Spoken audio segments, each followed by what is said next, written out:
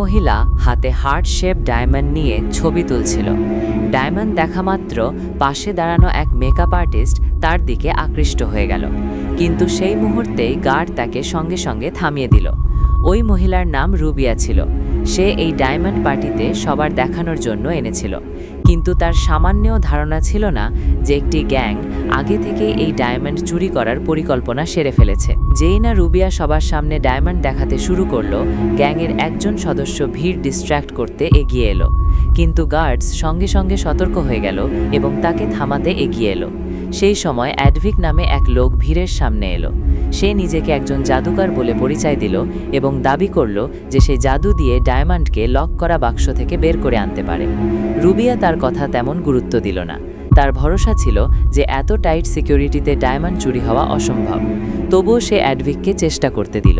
অ্যাডভিক অনেক জাদুকরী কৌশল দেখালো, কিন্তু বাক্স খুলল না। এখন রুবিয়ার পুরোপুরি নিশ্চিত হলো যে ডায়মন্ড পুরোপুরি নিরাপদ।